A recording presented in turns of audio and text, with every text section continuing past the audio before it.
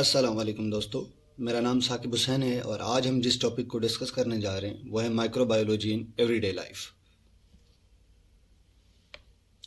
इस चैप्टर की हाइलाइट्स कुछ इस तरह हैं कि सबसे पहले हम ये डिस्कस करेंगे कि माइक्रो ऑर्गेनिज्म हमारे एनवायरनमेंट यानी एयर, वाटर और फूड को किस तरह से डिस्टर्ब कर रहे हैं, अफेक्ट कर रहे हैं। उसके अलावा हम सेफ्टी मेजर्स लिस्ट करेंगे कि जिनके थ्रू हम कंट्रोल कर सकते हैं water and food borne disease को। और लास्ट में डिफ्रेंशिएट करेंगे कि food infection and food poisoning दोनों में फ़र्क क्या है।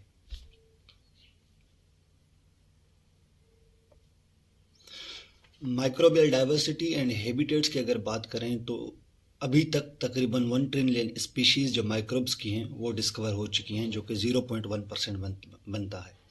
अभी भी 99.9% स्पीशीज़ हैं माइक्रोब्स की जो डिस्कवर्ड होनी है। अगर इंसान की बात करें तो इंसान की जो जीन है वो 1% ह्यूमन जीन है और 99% माइक्रोबियल जीन है। अगर माइक्रोब्स के रहने की बात करें तो वो प्लांट की रूट से लेके इंसेक्ट तक, और हमारे पास हॉट बॉइलिंग स्प्रिंग से लेके साउथ पोल के ठंडे सिनो के अंदर भी मौजूद हैं माइक्रोब्स। अगर हम साउथ पोल के 1 ईच मिलीलीटर की सिनो की बात करें तो वहाँ पर हमारे पास तकरीबन 5000 बैक्टीरिया मौजूद हैं। उसके अलावा रॉक्स में अगर छोटे छोटे माइन्यूट सोल की बात करें जो तकरीबन 0.62 माइल के अंदर तक भी हैं, वहाँ तक भी हमें माइक्रोब्स की मौजूदगी का पता चला है।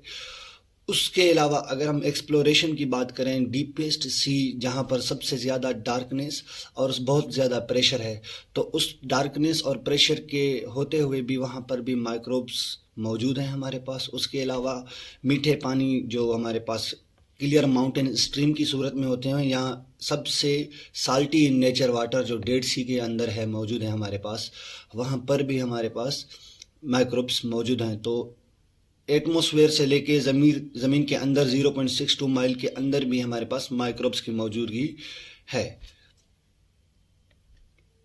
अगर हम सोयल माइक्रोबायोम की बात करें, मट्टी में माइक्रोबायोम की बात करें, तो मट्टी के अंदर तकरीबन 1 ग्राम में बिलियंस ऑफ माइक्रोब्स की मौजूदगी है। अब वो माइक्रोब्स हमारे पास ज़मीन के अंदर बायोलॉजिकल फायर का काम करते हैं। बायोलॉजिकल फायर को आप इस तरह से समझें कि एक ज़मीन का पत्ता, एक पौधे का पत्ता जो ज़मीन पे गिर रहा है, अब उस पौधे के पत्ते को माइक्रोब्स क्या करेंगे, पहले मेटाबोलाइज करेंगे, फिर उसे ऑर्गेनिक मैटर में कन्वर्ट करके उसे एंटर करेंगे बायो जियोकेमिकल साइकिल्स के अंदर, जो कि बेसिकली 3 किस्म की होती हैं: कार्बन साइकिल, नाइट्रोजन साइकिल और सल्फर साइकिल। आज तक कोई ऐसा सिंगल न्यूट्रिएंट मीडियम नहीं है जिसके अंदर सब तरह के जो माइक्रोब्स हैं वो ग्रो कर सकें। मीडियम को आप इस तरह से समझें कि हमारे पास ये एक ऐसा कंपाउंड होता है जिसको कंज्यूम करके माइक्रोब्स ग्रो करते हैं। बेसिकली अगर हम बायोलॉजिकली बात करें लैब के हवाले से तो इसमें एक ब्लड एगार होता है, एक हमारे पास BHI के नाम से भी होता है। तो इस तरह के हमारे पास मीडियम्स होते हैं जिसमें माइक्रोब्स ग्रो करते हैं। उसके अलावा अगर हम मेटाजीनोमिक्स की बात करें तो ये हमारे पास फील्ड ऑफ साइंस है जिसमें हम ये देखते हैं कि एक पर्टिकुलर सोइल के अंदर कितने माइक्रोब्स के सैंपल मौजूद हैं। जो माइक्रोब्स के सैंपल हम देखते हैं वो उनकी RNA जीन्स को देख के बताते हैं कि इसमें कितने माइक्रोब्स के सैंपल मौजूद हैं। अगर हम कार्बन साइकिल की बात करें तो कार्बन हमारे पास बेसिकली 3 चीज़ों से एटमॉस्फेयर में एमिट हो रहा होता है। सबसे पहले एनिमल और प्लांट की रेस्पिरेशन के थ्रू। नंबर 2, जब वो डेड हो जाते हैं तो उनकी डेड ऑर्गेनिज्म जो डेड हो जाते हैं ज़मीन के अंदर, तब वहाँ से हमें जो है वो डिकम्पोजिशन के थ्रू जब उनको माइक्रोब्स डिकम्पोज करते हैं तो उनके अंदर से भी CO2 एमिट होती है। Number 1, number 2। अब नंबर 3 हमारे पास फॉसिल फ्यूल। यही डेड ऑर्गेनिज्म जब कन्वर्ट होंगे फॉसिल फ्यूल में तब ये इंटर होगा हमारे पास फैक्ट्रीज़ में और ये जलेगा, और ऑटोमोबाइल्स जैसे मोटरसाइकिल्स हो गई, बाइक्स हो गई और उसके अलावा गाड़ियाँ हो गई, तब इनकी सूरत में भी जब ये जलेगा तो CO2 हमारे पास एटमॉस्फेयर में एमिट होगा। अब इस CO2 को बैलेंस करने के लिए अल्लाह ताला ने हमें प्लांट्स इस ज़मीन पर एल्गी और साइनोबैक्टीरिया पैदा किए हैं। ये प्लांट्स, एल्गी और साइनोबैक्टीरिया फोटोसिंथेटिक फिक्सेशन के थ्रू इस CO2 को फिक्स करेंगे और जो है हमारे पास जो O2 जनरेट होगी वो दोबारा एनिमल्स उनको कंज्यूम करेंगे। बची हुई CO2 हमारे पास इसमें समंदर में डिज़ोल्व होगी। जब ये डिज़ोल्व होगी तब वहाँ पर भी हमारे पास प्लांट, एल्गी और साइनोबैक्टीरिया जो है उनकी फिक्सेशन करेंगे थ्रू फोटोसिंथेटिक फिक्सेशन। उसके अलावा जो समंदर के अंदर डेड ऑर्गेनिजम्स होते हैं, जाहिर सी बात है उनकी भी डिग्रेडेशन होगी, तब उनकी जो है वो डिकम्पोजिशन वहाँ पे करवाते हैं एक्वेटिक बैक्टीरिया। जब एक्वेटिक बैक्टीरिया उनकी डिकम्पोजिशन करवाते हैं तब वहाँ से उनके अंदर से भी डिजोल्व्ड CO2 और मीथेन गैस निकल दिए। जब ये मीथेन गैस निकल दिए तब ये दोबारा समंदर के अंदर डिजोल्व्ड CO2 की सूरत में आएगी, तब वहाँ पे हमारे पास फोटोसिंथेटिक फिक्सेशन होगी इनकी through plants, algae and cyanobacteria.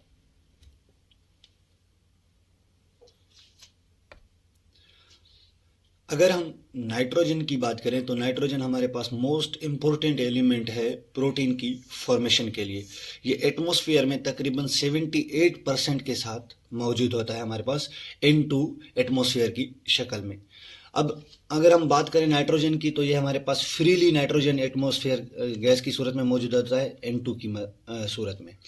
N2 को अमोनिया में कन्वर्ट होने के लिए, फिक्सेशन के लिए बेसिकली 3 तरीके होते हैं। सबसे पहले लिग्यूमिनस प्लांट्स के थ्रू।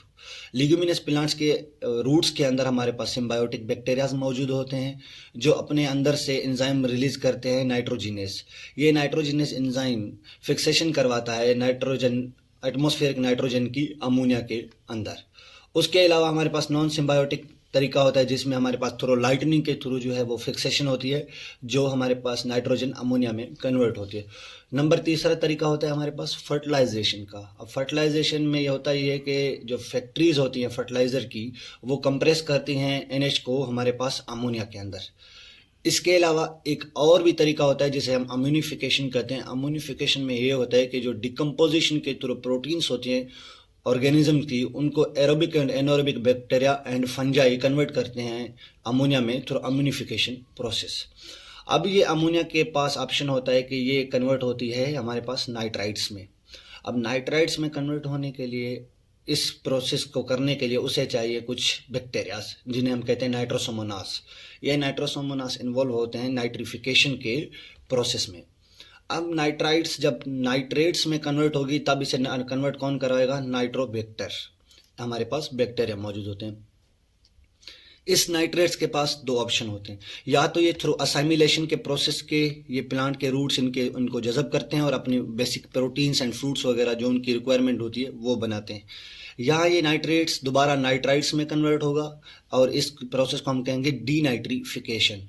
अब ये डीनाइट्रिफिकेशन का प्रोसेस कौन करवाता है? Denitrifying bacterias like Pseudomonas.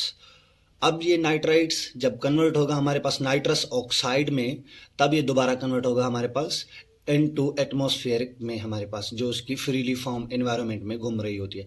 तो इस तरह से हमारे पास जो नाइट्रोजन साइकिल है एनवायरनमेंट में वो काम करती है।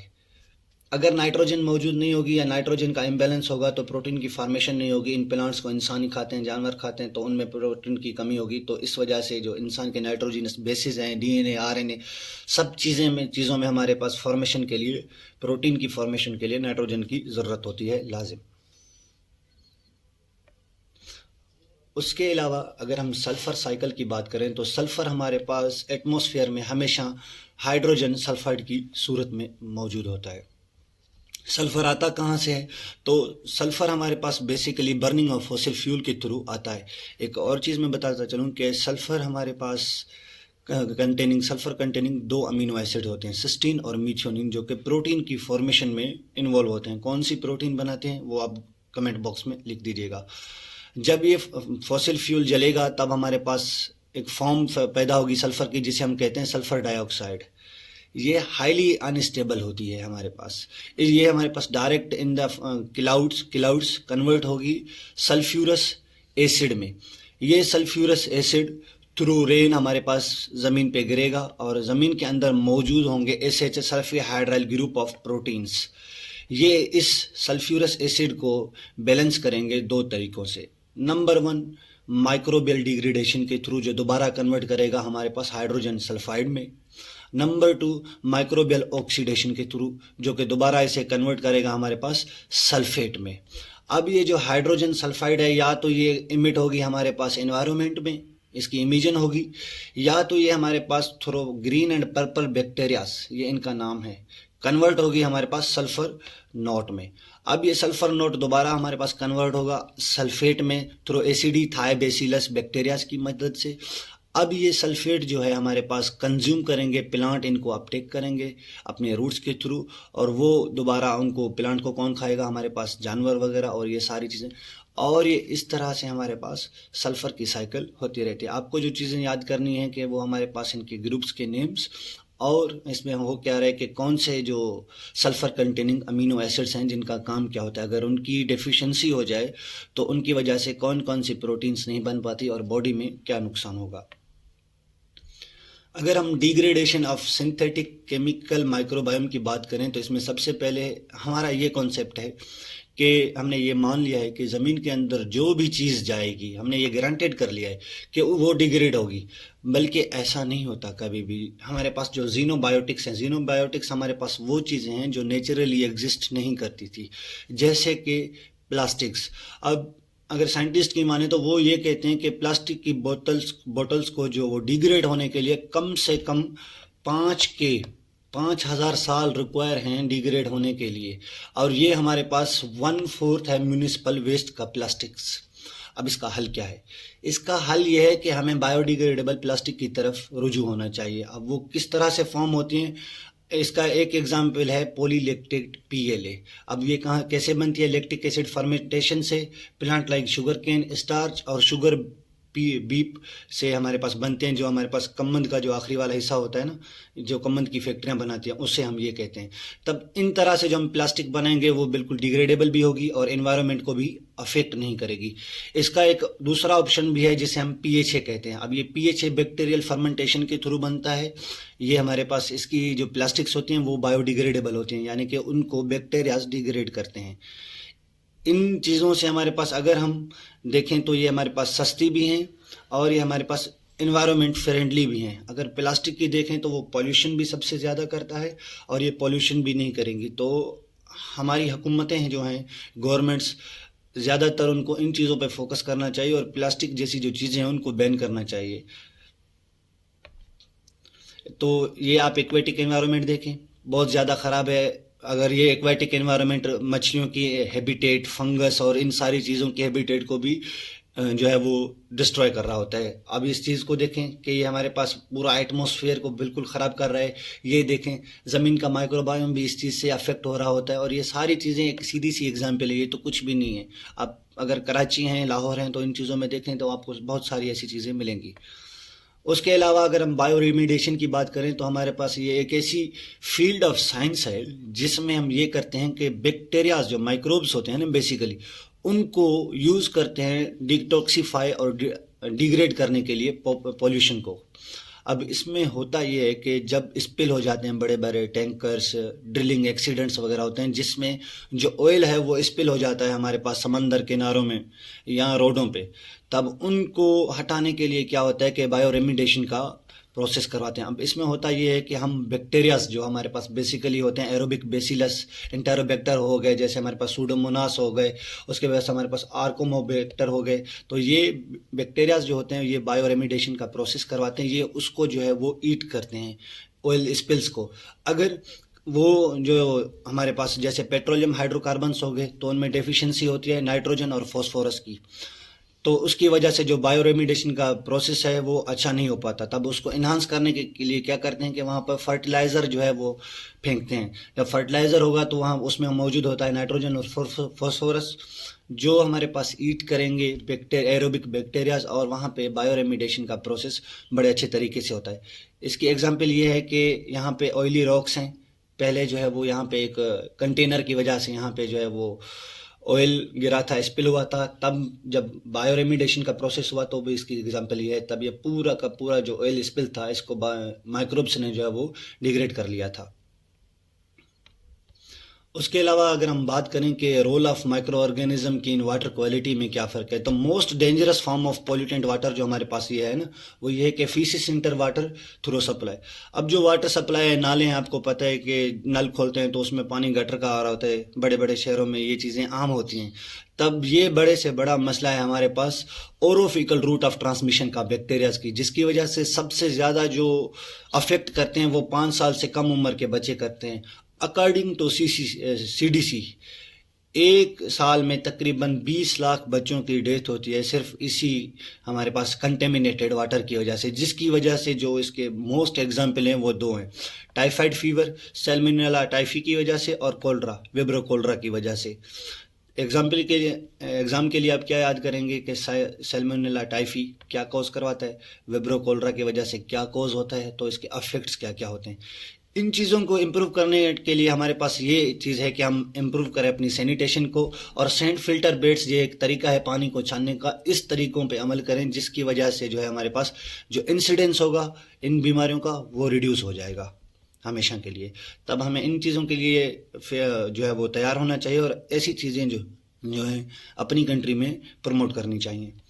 उसके अलावा अगर हम chemical pollution and water contamination की बात करें तो सबसे ज़्यादा जो हमारे पास केमिकल पोल्यूशन होता है वो इंडस्ट्रियल और एग्रीकल्चर होता है, जो हमारे पास क्या करता है, जिसमें हमारे पास अगर देखें रूरल वाटर की बात अगर आप करें तो रूरल वाटर में हमारे पास ज़्यादातर फर्टिलाइज़र की वजह से उसमें नाइट्रेट ज़्यादा होता है। अब ये नाइट्रेट होने की वजह से ये जो बैक्टीरियाज होते हैं जीआई के, ये उसे क्या करते हैं, कंज्यूम करते हैं, हमारे पास कन्वर्ट करते हैं नाइट्रेट को नाइट्रेट में। अब इनमें मसला नाइट्रेट का मसला ये होता है कि ये ऑक्सीजन के साथ कॉम्पीट करता है। ऑक्सीजन के साथ कॉम्पीट करने के लिए ये क्या करता है, ऑक्सीजन से पहले हीमोग्लोबिन से बाइंड होगा, जिसकी वजह से सबसे ज़्यादा जो डिजीज़ होती हैं हमारे पास हेमेटोलॉजिकल वो बच्चों को होती हैं, जिसकी वजह से बच्चों को क्या होगा, हाइपोक्सिया वगैरह हो गया, एनीमिया की कमी वगैरह होगी, एनीमिया वगैरह होगा, ब्लड की कमी होगी। तो ये सारी चीज़ें हमारे पास किस वजह से होती है, नाइट्राइट्स की वजह से, जो कम्पीट कर जाता है ऑक्सीजन से और पहले बाइंड हो जाता है हीमोग्लोबिन के साथ। उसके अलावा अगर हम डिटर्जेंट की बात करें तो डिटर्जेंट हमारे पास ज़्यादातर जो फॉस्फेट कंटेनिंग होते हैं ना, वो क्या करते हैं कि वो लेक्स और स्ट्रीम्स में जाते हैं और वो वहाँ पे ज़्यादातर पॉल्यूटेशन वगैरह करवाते हैं। तो जो हमारे पास गवर्नमेंट्स हैं, जो डेवलप्ड कंट्रीज़ हैं, वहाँ पे जो फॉस्फेट कंटेनिंग डिटर्जेंट्स हैं ना उनको बैन किया जाता है, और जो लॉन फर्टिलाइज़र हैं ये दोनों बैन है हमारे पास। इनका काम ये होता है कि ये ज़्यादातर जो स्ट्रीम्स वगैरह जो एक्वेटिक एनवायरनमेंट होता है ना उनको ख़राब करते हैं जाके। ये आप देख लीजिए, इनकी एग्जांपल दी हुई है, ये फॉस्फेट कंटेनिंग की है, जिसकी वजह से मछलियाँ एक्वेटिक एनवायरनमेंट सारा जो है वो ख़राब हो रहा होता है हमारे पास। उसके अलावा अगर हम water treatment and purification filtration की बात करें तो सबसे पहले एक इसकी एग्जांपल एक दी हुई है कि पानी को किस तरह से रॉ वाटर को साफ़ किया जाए। रॉ वाटर हमारे पास जैसे स्ट्रीम वाटर हो गए या समंदर का पानी हो गया, सबसे पहले ये एक टैंकर में जमा होगा, पंपिंग स्टेशन के थ्रू ये एक हमारे पास मिक्सिंग टैंक में आएगा। अब फ्लोक्यूलेंट हमारे पास जो होता है वो केमिकल्स होते हैं, ये इनके अंदर जाएंगे और यहाँ पे इनकी मिक्सिंग होगी। मिक्सिंग होने के बाद जो हमारे पास राह होगा, जैसे मिट्टी वगैरह कंकर हो गए, ये नीचे बैठ जाएंगे और साफ़ पानी हमारे पास ऊपर आ जाएगा। इस साफ़ पानी को हमारे पास एक पार्टिकुलेट फिल्टर में कलेक्ट किया जाता है। अब इस पार्टिकुलेट फिल्टर को हमारे पास क्लोरीनेशन के थ्रू या ओजोन ट्रीटमेंट के थ्रू, यूवी लाइट के थ्रू इसे जो है वो ट्रीट किया जाता है और ये हमारे पास स्टोरेज टैंक में जाएगा। अब स्टोरेज टैंक में जाने के बाद ये फिर जाएगा कंज्यूमर जो हम और आप हैं, तब ये पानी यूज़ किया जाता है। अगर इस प्रोसेस के थ्रू ये पानी नहीं जाएगा तो हमारे पास जो है वो वाटर बोर्न डिजीज़ होने के ख़तरे ज़्यादा होते हैं। अगर हम स्टेजेस की बात करें सेवरेज की ट्रीटमेंट की तो हमारे पास बेसिकली 4 होती हैं: primary treatment, secondary treatment, disinfection and release and sludge digestion. सबसे पहले क्या होता है कि जो हमारे पास सेवरेज का पानी होता है जिसमें हमारे पास स्लग वगैरह होता है, तो ये एक आएगा, एक सॉलिड कंटेनर में जमा होगा। यहाँ से जो पानी है वो अलग होगा और जो स्लग होगा वो अलग होगा। अब पानी जो अलग होगा उसके साथ भी जाहिर सी बात है स्लग मौजूद होगा जो हमारे पास प्राइमरी इफिलेंट कहलाएगा। अब प्राइमरी इफिलेंट से हमारे पास क्या होगा कि ये एक्टिवेटेड स्लग के सिस्टम के थ्रू जो दोबारा स्लग होगा उसको दोबारा यहाँ पर लिया जाएगा और जो साफ़ पानी होगा उसे हमारे पास इफ्लुएंट कहेंगे और ये इफ्लुएंट हमारे पास दोबारा क्लोरीनेशन इसकी होगी और क्लोरीनेशन होकर ये सेकेंडरी इफ्लुएंट के थ्रू हमारे पास लेक्स, वाटर और पाम, जो हमारे पास पाम्स वगैरह होती हैं, वहाँ पे इसको दिया जाएगा। और जो हमारे पास ड्राइंग बेड होगा स्लग का, उसको दोबारा एज अ फर्टिलाइज़र ट्रीटमेंट के बाद यूज़ किया जाएगा ज़मीनों में। अगर हम वाटर मैनेजमेंट की बात करें हेल्थ केयर फैसिलिटीज़ में, तो सबसे ज़्यादा जो ख़तरा होता है वो होता है एंटीबायोटिक रेजिस्टेंस का, जिसमें हमारे पास जो बैक्टीरियाज होते हैं जो रेजिस्ट हो चुके होते हैं उनके फैलने का ज़्यादा होता है, और HAI का हॉस्पिटल एसोसिएट इन्फेक्शंस के। तब मसला ये होता है कि हमारे पास इसके मैनेजमेंट का बेहतर ये है कि हम जो वल्नरेबल पॉपुलेशन है, जैसे बूढ़े हो गए पेशेंट्स या जो वो माइक्रोबियल रेजिस्टेंट हैं या स्टाफ और विजिटर, इनको बचाने के लिए करना ये है हमारे पास यहाँ पे कि वो जो वाटर है उसको हेल्थ केयर फैसिलिटी में जो भी आ रहा है उसकी क्वालिटी स्टैंडर्ड होना चाहिए, प्रिसाइज प्लम्बिंग होनी चाहिए, गर्म और ठंडे पानी के जो पाइपिंग सिस्टम है वो हमेशा अलग होने चाहिए ताकि हम मिनिमाइज कर सकें ग्रोथ की वाटरबोर्न जो पैथोजेंस हैं उनकी। अब यहाँ पे हो रहा होता है कि जब ये नहीं होता है तो exposure to infection risk from the water source is minimised.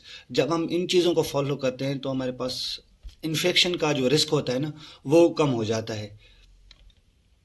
अगर हम गाइडलाइन की बात करें तो वाटरबोर्न डिजीज को कैसे रोका जा सकता है, तो clean and disinfectant surfaces near the drain including sink basin, faucet handles and surrounding counter top at least daily.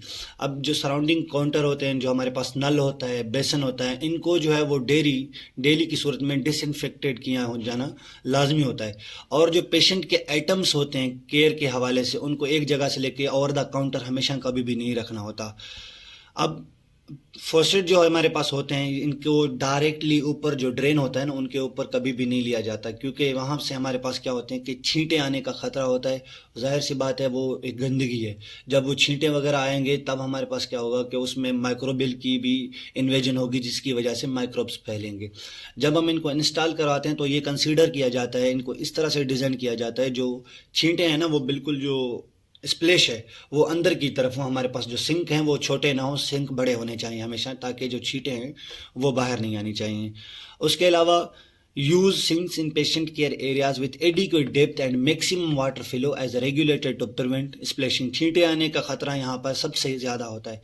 Install and utilise hopper and toilet covers, these covers should be closed before flushing.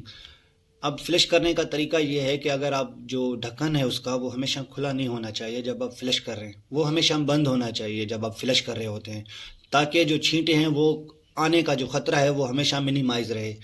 Dough not discard patient waste down sinks and minimise discarding liquid nutritional supplement और other beverage down sink और toilet. अब हमारे पास ये general practice होती है कि जो हमारे पास न्यूट्रिशनल लिक्विड या वेस्ट होता है, जैसे हमारे पास फीसिस वगैरह ये सारी चीज़ें होगी तो हम उनको क्या करते हैं डायरेक्ट टॉयलेट में ही फेंक देते हैं। अब इन चीज़ों को इस तरह से जो है वो ख़तरा माइक्रोबियल इन्वेजन का, वाटरबोर्न डिजीज़ का बढ़ता है।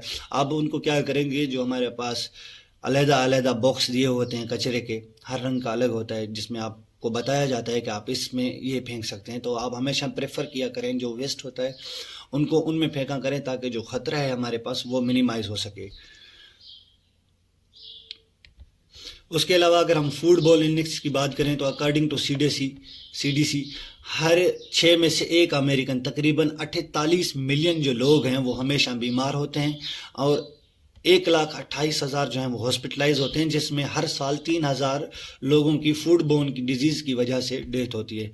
सिम्टम्स इनके बेसिक क्या होते हैं, स्टमक अपसेट होगा, एब्डोमिनल क्रैम्प्स हो गए, नोजिया होगा, वॉमिटिंग होगी, डायरिया, फीवर एंड डिहाइड्रेशन वगैरह ये चीज़ें होंगी, and mild to severe death का रेट में इसमें हमारे पास शामिल होता है। Food borne illness can affect anyone who eats contaminated food, however certain population are more susceptible to becoming ill with a greater severity of illness। कौन कौन सी वो पॉपुलेशन है हमारे पास, infants and children, elderly, pregnant women, people those are medication immunosuppressed people, जैसे cancer के patient हो गए, डायबिटीज़ के पेशेंट हो गए, तो ये हमारे पास इम्यूनो कॉम्प्रोमाइज्ड होते हैं, इनका इम्यून सिस्टम सप्रेस्ड होता है, तब ये बैक्टीरिया और पैथोजन के खिलाफ इतना एक्ट नहीं कर पाते जो इनको हमारे पास डिजीज़ कॉज करवाता है। To prevent foodborne illness, it is necessary to understand how food become unsafe to eat and what protective measures can be taken to keep food safe। कौन कौन से प्रोटेक्टिव मेजर्स हैं जो हम लेके फूड को जो है वो हमेशा सेफ कर सकते हैं और फूडबोर्न इलनेस जो है या फूडबोर्न डिजीज़ जो है उनको कम किया जा सकता है। सबसे पहले हम डिफरेंस देख लें कि फूड पॉइजनिंग और फूड इन्फेक्शन में फ़र्क क्या है। फूड इन्फेक्शन की अगर हम बात करें तो ये हमारे पास जो बैक्टीरियाज होते हैं ना वो हमारी डायरेक्ट इंटेस्टाइन को इन्वेड करते हैं और वहाँ पे जाके बैक्टीरियाज खुद ग्रो करते हैं। लेकिन इंटॉक्सिकेशन यानी फूड हमारे पास जो पॉइजनिंग है वो किस वजह से हो रही होती है? फूड पॉइजनिंग इस वजह से हो रही होती है क्योंकि वहाँ पर जो टॉक्सिन्स होती हैं ना, बैक्टीरियाज की, वायरसेस की, वो जाती हैं। बैक्टीरिया खुद या वायरस माइक्रोब खुद नहीं जाते, उनकी टॉक्सिन जाती है हमारे पास। इनका एक इंक्यूबेशन जो हमारे पास होवर से लेके डेज तक होता है, इनका बहुत शॉर्ट होता है, 30 मिनट से लेके तकरीबन 6 आवर तक होता है। साइन सिम्टम्स इनके nausea, diarrhoea, nausea, vomiting, abdominal cramps and fever वगैरह होता है। इनके साइन सिम्टम्स हमारे पास vomiting, nausea, diarrhoea, diplopia. Diplopia हम उसको कहते हैं जिसमें एक आंख से दो चीज़ें नज़र आएँ, वीकनेस, उसके हमारे पास respiratory failure, numbness, sensory and motor dysfunction वगैरह, ये इसके साइन सिम्टम्स हैं। फैक्टर हमारे पास कौन कौन से हैं? इसमें ट्रांसमिशन हमेशा याद कर लें और हमारे पास इसकी बेसिक डेफिनेशन याद कर लें। ट्रांसमिशन क्या होता है कि ये एक इंसान से दूसरे इंसान तक फैल सकता है। इसकी ट्रांसमिशन नहीं होती क्योंकि टॉक्सिन कभी भी ट्रांसफ़र नहीं कर पाती, वो डाइजेस्ट हो जाती हैं और वो खुद डिजीज़ कॉज करवाती है। इसमें हमारे पास जो बैक्टीरियाज वगैरह होते हैं, जिसकी सीधी सी एग्जांपल है टाइफाइड, विब्रो कोलरा, तो ये हमारे पास फूड इन्फेक्शन की कैटेगरी में आते हैं। ये खुद एक इंसान से दूसरे इंसान थ्रू ओरोफिकल रूट के ज़रिए ट्रांसफ़र होते हैं। फैक्टर क्या है इसके? Inadequate cooking, cross contamination, poor personal hygiene, bare hand contact. इसके फैक्टर क्या है? Inadequate cooking, improper handling, temperature. अब खाने पकाने में सबसे ज़्यादा जो अहम होता है वो होता है टेम्परेचर को आप हमेशा मेंटेन करके रखें। टेम्परेचर और टाइम, हम इस चीज़ को भी डिस्कस करते हैं। बायोलॉजिकल हैजर्ड्स हमारे पास क्या हैं जो फूड बॉर्न इलनेस करवाते हैं? सबसे पहले बायोलॉजिकल हैजर्ड्स क्या आए गए? Bacteria, virus and parasites. अब होते ये अटैक किस वजह से करते हैं? क्योंकि अगर टाइम और टेम्परेचर का एब्यूज़ किया गया, जो हम सालन पका रहे हैं उसको प्रॉपर हमने टेम्परेचर नहीं दिया, प्रॉपर टाइम तक नहीं पकाया, तब वो क्या होगा कि हमारे पास अनकुक्ड मीट होगा या ऐसी सारी चीज़ें जिनमें बैक्टीरिया की मौजूदगी ज़्यादा होती है। तब क्या होता है कि ये हमारे पास फूड बोर्न इलनेस कॉज करवाते हैं। केमिकल हैजर्ड में हमारे पास क्या आ गए? नेचुरल टॉक्सिन्स आ गए, केमिकल कंपाउंड्स आ गए और केमिकल कंटेमिनेटेड चीज़ें आ गई। Some natural toxins are associate with food itself and some are made by pathogen in food when it is time and temperature is abused. Some are additives हम उन चीज़ों को कहते हैं जो फूड की क्वालिटी को इन्हांस करते हैं, सच एज ए सल्फाइड्स। और ये भी मतलब कुछ लोगों को जो है वो हैजर्ड्स की तौर पे आते हैं। अब केमिकल हैजर्ड्स के कैटेगरी के अंदर आता है फूड एलर्जेंस। अब इस फूड एलर्जेंस हमारे पास बेसिकली ये 8 किस्म के मेजर होते हैं, जिसमें लोगों को एग, मिल्क, फिश, हमारे पास जो हमारे पास शेल फिश वगैरह होते हैं जिसमें लॉबस्टर, क्रैब्स, श्रिम्प्स आ गए, वीट, सोए, पीनट्स, ट्री नट्स, और इन सारी चीज़ों से ये जो 8 चीज़ें हमारे पास बेसिकली आज तक जो रिसर्च हुई है, इन 8 चीज़ों के अलावा भी हो सकता है, लेकिन जो बेसिक लोगों को होते हैं ना, वो इन 8 चीज़ों की वजह से होती है फूड एलर्जेंस, और इन एलर्जिन की वजह से उनको जो है वो फूड बॉर्न इलनेस होने का ख़तरा ज़्यादा होता है। फिजिकल हैजर्ड्स की बात करें, जैसे हमारे पास मेटल्स आ गए, प्लास्टिक पीसीज आ गए या ब्रोकन गिलास आ गए, इन चीज़ों से भी हमारे पास फूड इलनेस हो सकती है। लिस्ट ऑफ अगर पैथोजन की बात करें तो सबसे पहले हमारे पास आप इस चीज़ को देख लें कि पॉलीक्लोरिनेटेड हमारे पास बाइफिनाइल्स, इसमें गलत लिखा हुआ है, सॉरी, इसमें होगा BPC और P, पॉलीक्लोरिनेटेड बाइफिनाइल्स। ये हमारे पास वो केमिकल है जो आप अक्सर बोतल्स के ऊपर भी लिखा हुआ हो देखेंगे कि ये PCP फ्री है। अगर ये PCP फ्री नहीं है तो आप इसमें कभी भी जो है वो वाटर नहीं पिएगा, क्योंकि ये मेजर कॉज करवाती है हमारे पास कैंसर वगैरह का। जिंक जैसे हो गया, हमारे पास नाइट्राइट्स हो गया, हमारे पास फ्लोराइड हो गया, तो ये केमिकल्स हैं जो हमारे पास फूड बोर्न इलनेसेस कॉज करवाते हैं।